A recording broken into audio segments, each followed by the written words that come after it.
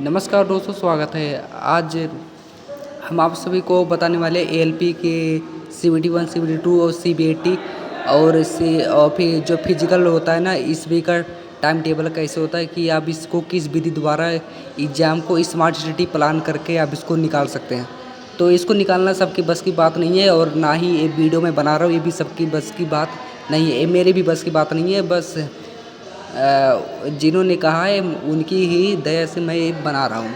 ये हमारे गुरुवर हैं ना, उनकी ही अनुमति लेकर के हम बना रहे हैं आप सभी के सपोर्ट के लिए। तो हम यहाँ पर देखने वाले हैं कि हम यहाँ पर कितने चैप्टर पढ़ेंगे, क्या क्या यहाँ पढ़ने होंगे, और इसमें से इसका टाइम टेबल क्या होने वाला है, और फिर इसका स्टडी प्लान, और फिर हमारे गोल क्या होंगे। और हमें एक मतलब 4 महीने के प्लान है, मतलब 4 महीने मतलब 120 दिन। 120 दिन का पूरा हमारा टारगेट है। 120 दिनों के अंदर में हमें इस CBT 1 को पूरा कंप्लीट करना है। CBT 1 मतलब CBT 1 के साथ में CBT 2 और CBAT, मतलब CBT 1 में पता है ना 75 क्वेश्चन आते हैं, और जिसके लिए हमें 60 मिनट दिए जाते हैं। हम 60 मिनट और 75, और जिसमें मतलब स्टडी टाइम होता है कम से कम, अगर आप डेली 5-6 घंटे भी पढ़ रहे हैं तो भी आपके लिए बहुत है। अगर आपका स्मार्ट स्टडी प्लान है, बहुत ज़्यादा इसमें वो भी देने की आवश्यकता नहीं है। तो 5 आवर स्टडी इसमें हमारा मेन कंपल्सरी सब्जेक्ट है। मैथ, रीजनिंग हो गया, साइंस हो गया, GA हो गया, ये सभी इसका कंपल्सरी सब्जेक्ट है। हाँ, तो हम यहाँ पर बता रहे थे कि हमें मैथ में 20 क्वेश्चन हो गया, रीजनिंग में 25 क्वेश्चन, साइंस में 20 क्वेश्चन, GA में 10 क्वेश्चन। इसी प्रकार से हमें चारों सब्जेक्ट का वेटेज होगा। तो हाँ, तो चारों सब्जेक्ट का, तो मैथ में 20, रीजनिंग में 25 और साइंस में 20 और GA जनरल अवेयरनेस में 10 क्वेश्चन। इसी प्रकार से हमें चारों सब्जेक्ट का वेटेज होगा। तो यदि अगर आप हमें टोटल नंबर ऑफ क्वेश्चनों का 75 होंगे और सेव स्कोर यहाँ पर 45 होगा। CBT 1 केवल क्वालिफाइंग होगा, सिर्फ आपको इसको क्वालिफाई करना होगा। मेन मेरिट आपकी बनेगी CBT 2 में। तो आपके लिए ये 4 किताबें हैं ना, हम आपको रिक्वायर्ड कर रहे हैं। जो किरण एप्लीकेशन का है ना, ये आपके लिए रिक्वायरमेंट है। तो अगर आप इससे तैयारी करना है तो इससे आपकी बहुत अच्छी तैयारी होने वाली है। जिससे रेलवे वाले एग्जाम, मैथमेटिक हो गया, और फिर रीजनिंग हो गया, और समान जानकारी, समान विज्ञान हो गया, और फिर ये समान ज्ञान हो गया। मतलब टोटल हमें 60 मिनट, मतलब 1 घंटे में टाइम हमें 75 क्वेश्चन करने पड़ेंगे। जिसमें से ये मांग चलो 10 क्वेश्चन जनरल अवेयरनेस का है। आप तीनों के ऊपर पकड़ बनाइए, मतलब मैथ, रीजनिंग, साइंस, इन तीनों पर अगर पकड़ बनाएंगे ना तो फिर आपका भी अच्छा स्कोर हो जाएगा कहीं ना कहीं देखा जाए तो। जनरल वाले से अगर आपका कम भी तैयारी फिर भी हो जाए, लेकिन आपका साइंस, मैथ, रीजनिंग अच्छी खासी अगर होगा तो भी आपका काम चल जाएगा। क्योंकि ये ALP इसमें मतलब जनरल नॉलेज में और भी और एग्जाम में मायने रखता है, लेकिन इसमें नहीं उतना, क्योंकि सेब स्कोर ही आपका यहाँ पर 55 पार कर देगा। 55, 60 तो यहीं पर पार देगा। मतलब 40 और 20 पर 55 तो यही हो जाएगा। 65।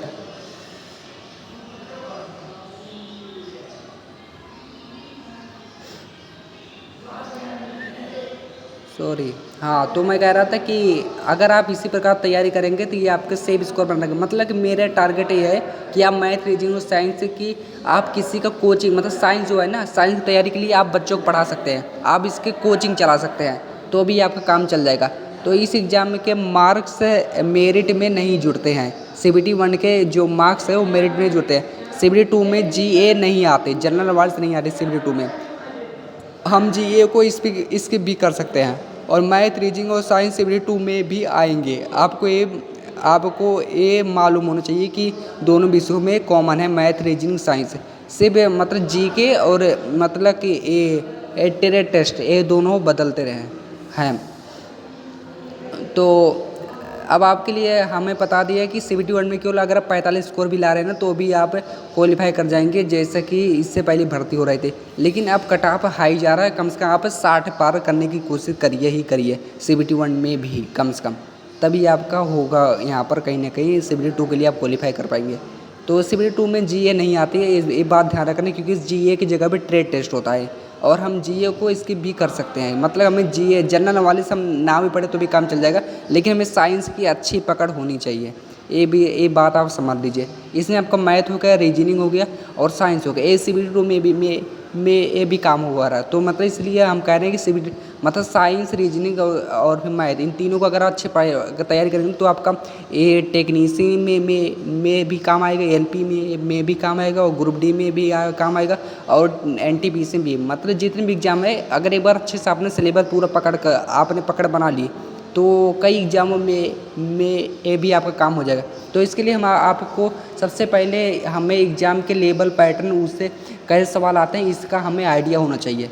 ये चीज़ बात है, किसी भी एग्ज़ाम, कोई भी एग्ज़ाम, एनी वन है, ऑल ओवर इंडिया, उसका एक ही तरीका सॉल्यूशन है कि इससे पहले उस एग्ज़ाम ने किस विधि द्वारा क्वेश्चन पूछा था, हमें इस बात का हमें ज्ञात होना चाहिए, इस बात का हमें ज्ञान होना चाहिए कि उसने किस विधि द्वारा एग्जाम पूछा था। मतलब उसके प्रीवियस ईयर क्वेश्चन को हमें एक बार उसका एनालिसिस करना चाहिए, और 5-6 ईयर प्रीवियस ईयर क्वेश्चन के अगर आप लगाएंगे ना, सेट लगाएंगे, तो हमें उसका कहीं ना कहीं इफेक्ट हमें दिखेगा कि पैटर्न पता चल जाएगा कि आखिर वो किस प्रकार से घुमाने का उसका तरीका क्या है। कि क्योंकि हमें पता है ना कि 9, 10, 11, 12 हम स्कूल लेवल में जो पढ़ाई करते हैं, हम सोचते हैं कि हमें बहुत आता है, लेकिन नहीं, जो कॉम्पिटिटिव लेवल होता है ना, इसमें घुमाने का तरीका बहुत मतलब इनको घुमाने का तरीका बहुत मालूम होता है। जो कॉम्पिटिटिव एग्ज़ाम कराते हैं ना, जो आयोग एग्ज़ाम कराती है, उनको बहुत अच्छे तरीका से आता है कि आखिर घुमाया कैसे जाता है। अगर वही तरीका अगर आप मालूम कर लेंगे कि किस प्रकार से घुमाते हैं, तो इसके लिए आप एक काम करिए, 2 से 3 सेट बिना टाइमर लगाए पूरा सोल्व करो, ठीक है। फिर 2 से 3 सेट 60 मिनट का टाइमर लगाओ। मतलब कि पहले आप 2-3 सेट ऐसे लगाओ, मतलब पहले आप बिना सेट के लगाओ, फिर इसके बाद टाइमर पे लगाओ। पहले आप बिना टाइम के जो पाओ तो मतलब जैसे पाओ वैसे करते जाओ, फिर आप टाइमर लगाओ कि आप कितना टाइम पे आप कर पा रहे हो। तो इसके लिए आपको बहुत नॉलेज होना चाहिए। शुरू में आप कम से कम 9 से 10 घंटे आप दीजिए, कम से कम 5-6 महीने। फिर जब आपका बेसिक लेवल आपका पकड़ बन जाएगा, तो आप कम से कम 5-6 घंटा ही डेली दीजिए, जब तक आपका चयन ना हो जाए। तब तक आपको लाइफ भर में आपको ये स्ट्रगल करना पड़ेगा इन विषयों का, मतलब ज्ञान ढूंढना पड़ेगा। और सेट 60 मिनट का टाइमर लगाकर सॉल्व करो, ठीक है नहीं। तो अगर आप 5-6 ईयर का प्रीवियस ईयर क्वेश्चन अगर आप लगा लेंगे, आपके दिमाग में एक पैटर्न बन जाएगा कि क्वेश्चन पूछ कैसे रहा है। और हाँ, साइंस के लिए मैंने पहले ही बता दिया है कि आप बच्चों को ट्यूशन पढ़ा सकते हैं, इससे आपका बहुत ही ज़्यादा बेसिक आपका बहुत मजबूत होगा। हाँ, तो हम बता रहे थे अपने मार्क्स से एनालिसिस करो, ठीक है। तो इफ मार्क्स ऑफ 20, अगर आपका मार्क्स 20 से कम है तो अच्छी तैयारी में लग जाओ, तो आपको अच्छी तैयारी में लग जाए, ओके। और फिर अगर आपका मार्क्स 30 से कम है तो फिर आपका ठीक ठाक है, तो आप 5-6 घंटे ही पढ़िए। और अगर 20 से कम है तो आप कम से कम 10 से 12 घंटे पढ़िए, अगर 20 से कम है। और फिर अगर आपका मार्क्स 30 से कम है तो आप 5-6 घंटे ही पढ़िए डेली, मतलब कि और खेलिए वगैरह भी, और भी काम करिए अपना जो भी है। क्योंकि आप पहले अपने आप सेल्फ से, मतलब आप सेल्फ से जिस एग्ज़ाम के मतलब जिसके जो आप बनना चाहते हैं, वो पहले आप से अपने मन से बनिए। आप मन से बन जाएंगे तो फिर आप कर्म से बन जाएंगे। तो नाइस है। यदि अगर आपका मार्क्स 35 से कम है, थोड़ा था 35 कम है, तो आपका बहुत नाइस है, मतलब नाइस है। और अगर आपका मार्क्स 35 से ज़्यादा आ रहा है तो आपका बहुत गुड है। थोड़ी मेहनत की इसमें और ज़रूर पड़ेगी, क्योंकि CBT 1 को पार करने के लिए। हाँ, तो ये रहा इससे पहले मार्क्स। फिलहाल तो कैटेगरी वाइज होता है, UR का जाता है कम से कम 65+ जाता है, और वहीं EWS जाता है 40 से 45 बीच जाता है, 50 तक जाता है कहीं ना कहीं। तो आपको थोड़ी मेहनत करने की ज़रूरत ही पड़ेगी। तो आप यदि अगर आप पूरा अनुमान लगाए रहेंगे कि आखिर किस प्रकार से क्वेश्चन आने वाला है, क्या पूछा गया है, तो आप कहीं ना कहीं पास कर जाएंगे। तो हम यहाँ पर तैयारी कुछ तरीके बताने वाले हैं। पहला, ज्वाइन कोचिंग। आप कोचिंग को ज्वाइन कर सकते हैं। पहले आप कोचिंग पढ़िए, फिर इसके बाद आप कोचिंग पढ़ाइए। पहले आप कोचिंग पढ़िए फिर पढ़ाइए, मतलब लर्न एंड शेयर कीजिए। फिर दूसरा, मतलब परचेस ऑनलाइन कोर्स। आप किसी भी ऑनलाइन टीचर के कोर्स पर मतलब कर सकते हैं। जैसे रोजगार विद अंकित के भी आप कोर्स खरीद सकते हैं, और भी तमाम टीचर है जिनका आप खरीद सकते हैं कोर्स, अच्छे से पूरे आपको पढ़ा सकते हैं। जैसे कैरियर वगैरह भी पढ़ा सकते हैं कोचिंग। और अगर आप चाहते हैं कि नहीं हमें सेल्फ स्टडी करना है, तो मैंने भी सेल्फ स्टडी ही की थी। तो एजुकेशन में आपका बीटेक इन मतलब कि या तो आप मतलब कि ITI हो, डिप्लोमा या बीटेक हो, ये आपका एजुकेशन होना चाहिए। फिजिक्स का ट्यूशन मतलब कि आपको पढ़ाना चाहिए, जैसे कि मैं पढ़ा रहा था। आपको फिजिक्स का ट्यूशन अगर आप पढ़ाते हैं ना, तो अच्छा खासा आपको नॉलेज है। फिर आप बायो भी पढ़ाइए।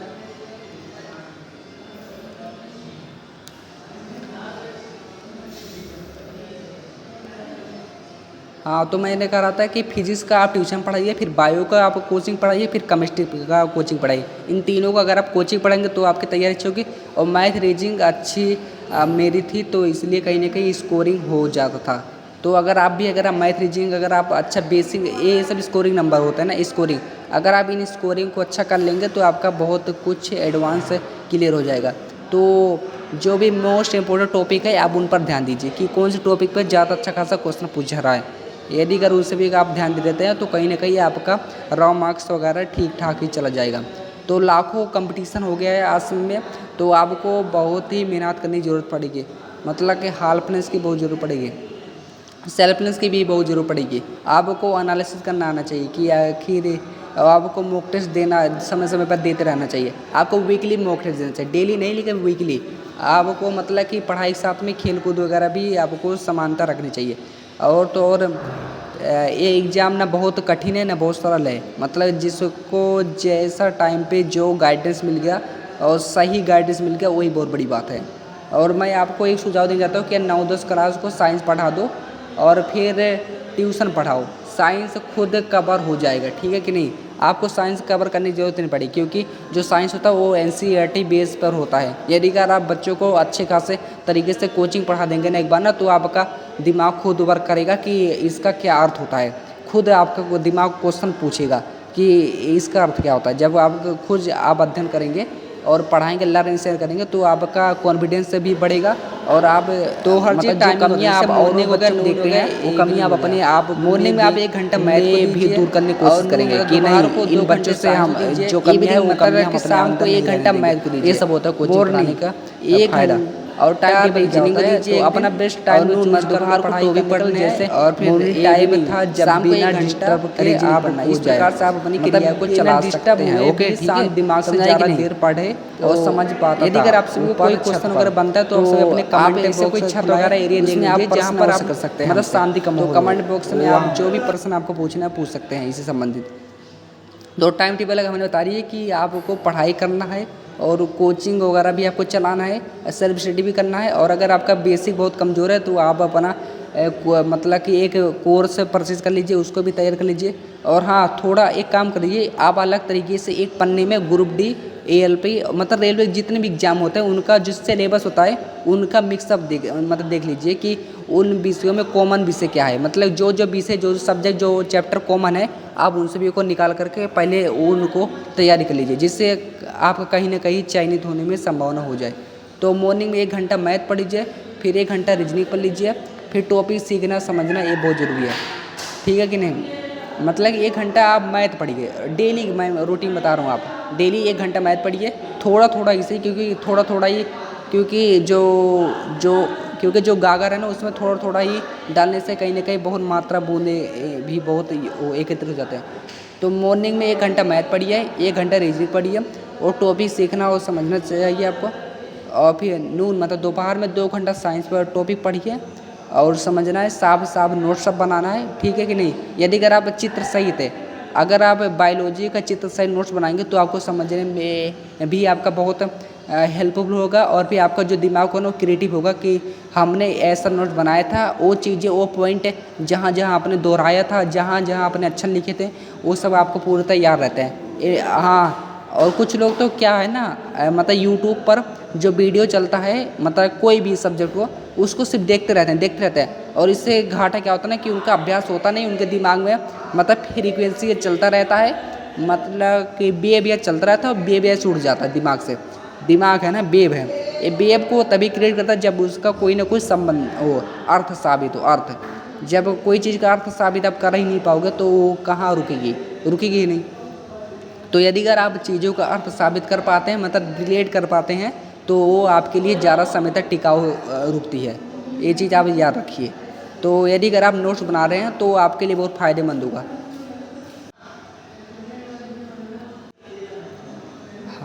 हाँ, तो सुबह को हो गया, नून दोपहर को हो गया 2 घंटे साइंस पढ़ने का। और मतलब कि अब आपके बात करते हैं शाम को, इवनिंग भी आप 1 घंटा मैथ पढ़िए और 1 घंटा रीजनिंग पढ़िए। और फिर क्वेश्चन और फिर आंसर प्रैक्टिस करिए, जो आपने सुबह पढ़ा था उसका आप प्रैक्टिस करिए, समझे कि नहीं। मतलब यह है कि चक्र इस प्रकार बनाना है कि आपने जो सुबह पढ़ा था उसका उसका उस क्वेश्चन को आप मतलब कि रिवीजन कर लीजिए। फिर आपने जो शाम को पढ़ा था उसको आप सुबह रिवीजन कर लीजिए। फिर आपने जो सुबह पढ़ा था उसको आप शाम को रिवीजन कर लीजिए। और फिर दोपहर को आप सिर्फ साइंस पढ़ लीजिए, सुबह को मैथ और रीजनिंग पढ़ लीजिए और शाम को भी मैथ और रीजनिंग पढ़ लीजिए। बस दोनों चक्र के हिसाब से जो आपने सुबह पढ़ा था वो शाम को रिवीजन कर लीजिए और जो शाम को पढ़ा था वो सुबह रिवीजन कर लीजिए और नए नए नोट्स के साथ बनाइए और दोपहर को आप सिर्फ साइंस पर चलाइए। हाँ, तो कह रहा था क्वेश्चन प्रैक्टिस कर लीजिए जो आप सुबह था। तो मैं आपको 4 बुक दिखा रहा हूँ, जैसे सामान्य ज्ञान हो गया, रीजनिंग हो गया और फिर मैथ हो गया और फिर विज्ञान हो गया, मतलब जीके हो गया और साइंस हो गया। इन सभी 4 किताबों अगर आप खरीद कर रख लेंगे तो इनमें से बहुत क्वेश्चन फंसे थे जब 2018-19 में एग्जाम हुआ था।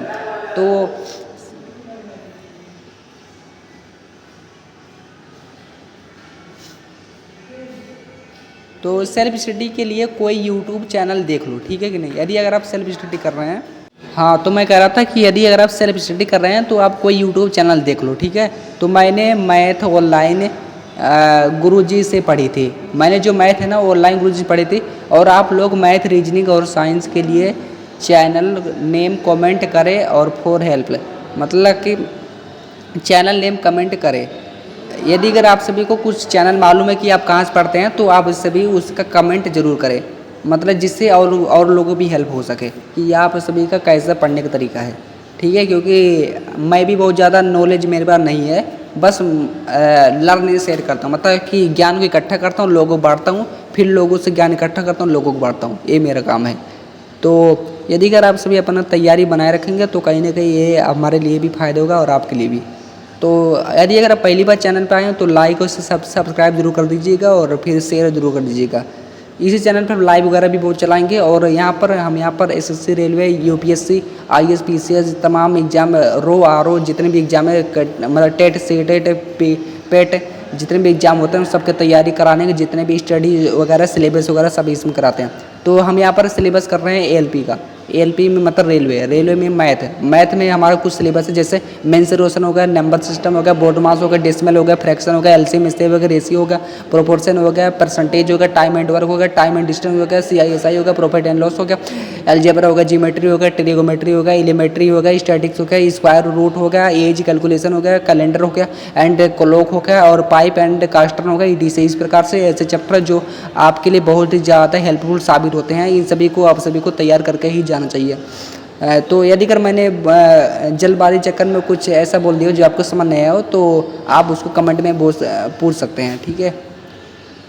तो ये मेन टॉपिक है, मतलब इन टॉपिक भी कई लेवल होता है, जैसे मतलब कुछ चैप्टर ऐसा ना जो बहुत बेसिक है, ठीक है, उसके बारे में हम एक बाद में चर्चा करेंगे। तो अभी और ये रीजनिंग हम देख लेते हैं। रीजनिंग चैप्टर में रीजनिंग जैसे हो गया, एनोलॉजी हो गया, अल्फाबेटिकल हो गया, न्यूमेरिकल सीरीज हो गया, कोडिंग डिकोडिंग हो गया, मैथमेटिकल ऑपरेशन हो गया, रिलेशनशिप हो गया, सिलोजिज्म हो गया, जंबलिंग हो गया, वेन डायग्राम हो गया, डाटा इंटरप्रिटेशन हो गया, सफिशिएंसी हो गया, कंक्लूजन हो गया, डायग्राम हो गया, मेकिंग हो गया, डायग्राम मेकिंग हो गया, सिम्प्लीफिकेशन हो गया, डिफरेंशिएशन हो गया, एनालिटिक हो गया, रीजनिंग हो गया, क्लासिफिकेशन हो गया, डायरेक्शन हो गया, स्टेटमेंट हो गया, आर्गुमेंट हो गया और एजम्पशन हो गया। और साइंस में हमारा जैसे फिजिक्स, केमिस्ट्री, बायोलॉजी, एक क्लास 10 की जो NCERT बुक होता है ना, आप उसको पढ़ लीजिए, आपका लेवल कंप्लीट हो जाएगा, ठीक है नहीं।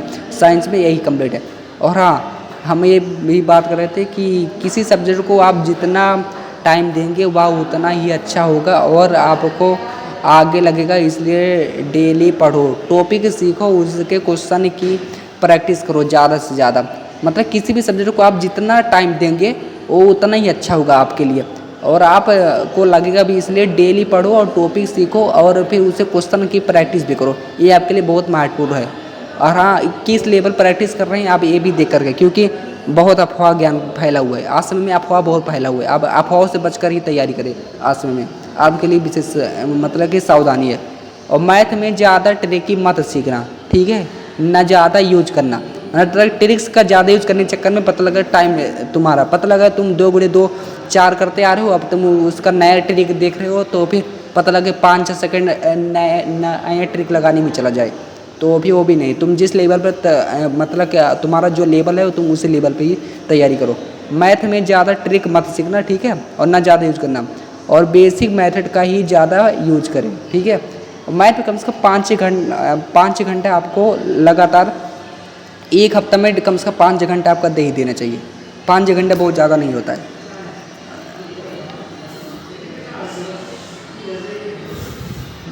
हाँ, तो मैं कह रहा था डेली अगर आप मैथ में 5-6 टॉपिक अगर आप लगाएंगे तो भी आप काम हो जाएगा, जिससे आपका CBT 1 और CBT 2 दोनों में ये आपका काम हो जाएगा।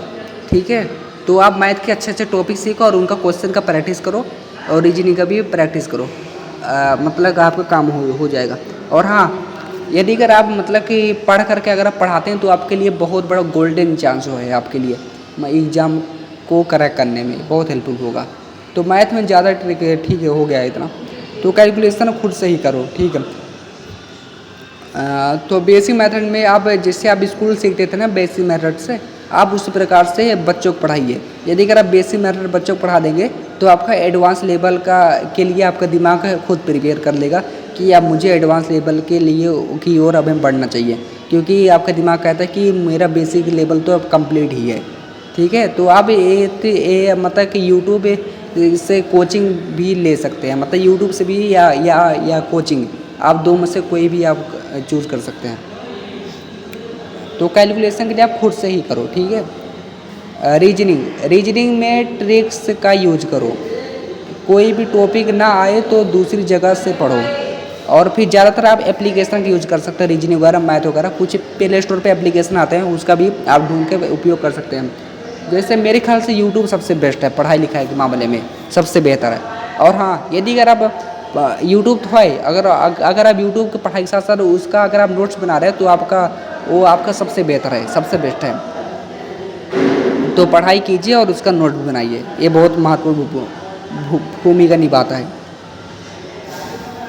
तो अभी तक आपको जो भी क्वेश्चन ना समझ आया तो आप सभी कमेंट बॉक्स में हमें लिख सकते हैं कि हमें ये चीज़ नहीं समझ आई, क्योंकि यदि अगर आप सभी अपना प्रैक्टिस बनाएंगे तो ही आगे बढ़ेंगे। तो प्रैक्टिस के लिए कुछ लोग बोलते हैं कि हमें मॉक टेस्ट कहाँ देना है, तो मैं बता दूं मॉक टेस्ट देने के लिए आप टेक्स्ट बुक का यूज़ कर सकते हैं। टेक्स्ट बुक इस समय मतलब 349 रुपये में आपको मतलब पास प्रो दे रहा है, तो आप पास प्रो में जा करके आप उसको कम से कम 5 साल के लिए आपको मतलब वो दे देता है, आपको पास प्रो देता है, उससे आप तैयारी अच्छी कर सकते हैं। तो मैथ में ज़्यादा ट्रिक कि ये सीखने के बजाय आप टेक्स्ट बुक के जो भी इम्पोर्टेंट क्वेश्चन है उसको देख करके आप अंदाज़ा लगा सकते हैं कि हमें किस मेथड का उपयोग करना है।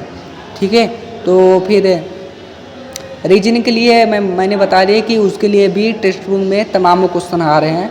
तो या तो आप रीजनिंग के लिए कुछ किताब होते हैं उसको आप खरीद सकते हैं, और न तो प्रैक्टिस के लिए तो कैलकुलेशन के लिए तमाम विधि है। तो उसके लिए हम आगे हम और भी रिसर्च कर रहे हैं आपके लिए, उन रिसर्च को हम आप तक पहुंचाएंगे। तो कोई ट्रिक ना आए या तरीका सीखो तो उसकी प्रैक्टिस ज़्यादा करो, उससे ज़्यादा क्वेश्चन प्रैक्टिस करो। सवाल एक क्वेश्चन कम से कम 36 सेकंड तक लगाओ, 30 से 36 सेकंड से ज़्यादा मत लगाना किसी भी सवाल के लिए। कम से कम 36 सेकंड बहुत मायने रखता है। 36 एक सबसे बड़ी संख्या है, किसी क्वेश्चन को हल करने के लिए 36 सेकंड बहुत बड़ा टाइम है। तो आप इतना ही अपना टाइमिंग मान के चलिएगा।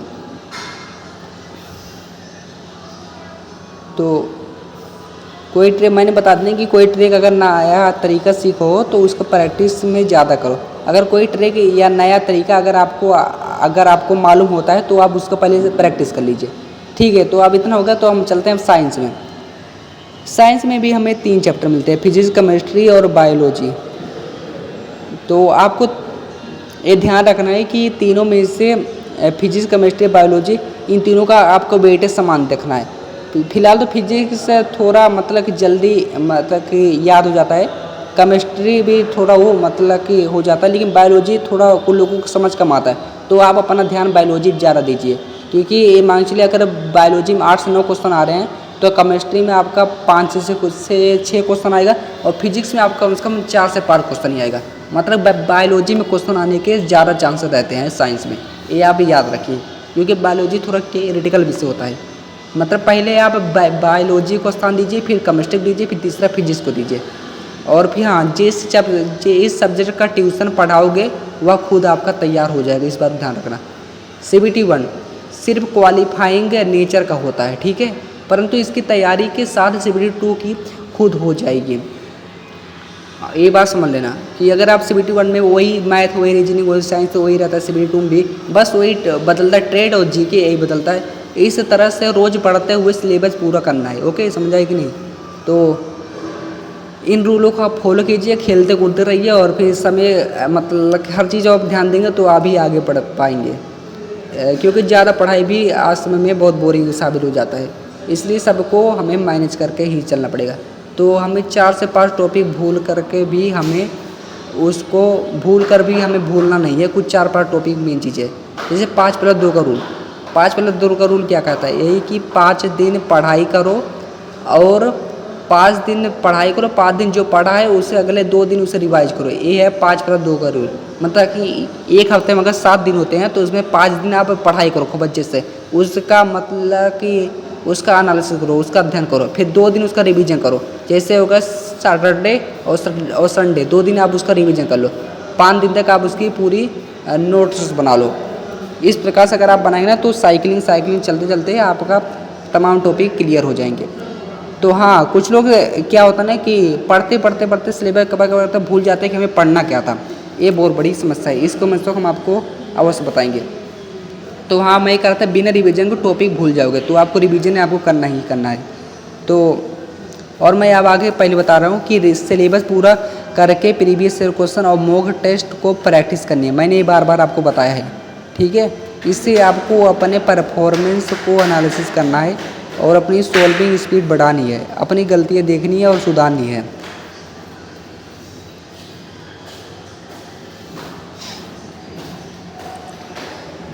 हाँ, तो 45 क्वेश्चन यहाँ पर लगभग आप कंप्लीट हो जाएंगे, मैथ और रीजनिंग मिला करके, ये समझ लो। तो 45 क्वेश्चन बहुत मायने रखता है CBT 1 को क्वालिफाई करने के लिए। साइंस आप समझ लो कि आपको साइंस में कितना तैयार करने की ज़रूरत है CBT 2 को देखने के लिए। मैथ रीजनिंग अगर फुल मार्क्स ले आते हैं तो साइंस में अगर आपका मतलब कि मेन टॉपिक अच्छा टॉपिक में तैयार है तो भी आपको CBT 1 क्वालिफाई कर देंगे। CBT 2 में थोड़ी मेहनत करने की ज़रूरत पड़ेगी, वो आप ध्यान रखिए, क्योंकि साइको तक पहुँचना है। साइको बार मेडिकल पहुँचोगे तब आपका कहीं ना कहीं आपकी सिलेक्शन होगा फाइनल। तो अब हम आपके लिए एक रूटीन बनाए हैं, जैसे कि Monday, Tuesday, Wednesday, Thursday, Friday, Saturday, Sunday. तो यही रूटीन था ना, 5 दिन आपको पढ़ाई करना है, 2 दिन आपको रिवीजन करना है। जैसे सैटरडे और संडे आपको रिवीजन करना है। मंडे में आपको जैसे मैथ होगा, रीजनिंग होगा, साइंस होगा, फिर साइंस हो गया, मैथ प्रैक्टिस करना है, फिर रीजनिंग प्रैक्टिस करना है, फिर मैथ, रीजनिंग, साइंस प्रैक्टिस करना है। इस प्रकार से हमने आपको टेबल बना दिया है कि वेडनेसडे भी मैथ, रीजनिंग, इस प्रकार से मतलब पहले सुबह आपको इस प्रकार करना है मैथ, रीजनिंग, फिर शाम को भी आपको साइंस करना है, फिर आपको मैथ प्रैक्टिस करना है शाम को, रात को फिर रीजनिंग भी प्रैक्टिस करना है। इस प्रकार से आपको जैसा भी टाइम टेबल बने, लेकिन आप अपना इस प्रकार से मैनेज कीजिए कि आपका मतलब कि कम से कम जो आप एक टारगेट करके पढ़ाई कीजिए, क्योंकि पढ़ाई बहुत करनी है, ऐसी बात नहीं है। तो यदि अगर आप टारगेट करके पढ़ाई करेंगे, अपने सिलेबस से पढ़ाई करेंगे तो आपके लिए बहुत सा लोड कम रहेगा। ये बात आप ध्यान रखिए, क्योंकि आज समय में बहुत से ज्ञान अफवाह में चल रहे हैं, उनसे भी आप बच कर रहेंगे तो ज़्यादा बेहतर है। आप उतने पढ़िए जितने में आपका निगेटिव मार्किंग भी बच रह सके, क्योंकि कई बार ऐसा होता है ना कि आपने जो कमाया वो गंवा देते हैं। मतलब है कि जैसे आपने 45 क्वेश्चन तो सही किए, लेकिन आपने आगे चल के जीके में कम से कम 10 क्वेश्चन गलत कर दिए, तो 1/3 निगेटिव मार्किंग के कारण 3 नंबर आपके मतलब कि जो आपके सही थे उसमें से काट लिए जाते हैं। ये मान के चलिए 3.5 नंबर। तो आप ये भी थोड़ा ध्यान रखिए, निगेटिव मार्किंग से एकदम बच के चलिएगा, क्योंकि आपने जितना सही किया है वो आगे गलत करके आप मतलब अपना कटवा सकते हैं, लेकर में आपका बाधा बन सकता है। तो निगेटिव मार्क्स से बिल्कुल बचना है, ये आपको बिल्कुल ध्यान देना है। तो अब हमारे यहीं तक वीडियो रहा, तो हमने आपको जितने भी हो सका टॉपिक वगैरह सब कुछ समझा दिया। तो यदि अगर आपको वीडियो समझ आता है या पसंद है तो लाइक कीजिएगा, शेयर कीजिए, सब्सक्राइब कीजिए। मिलते हैं नेक्स्ट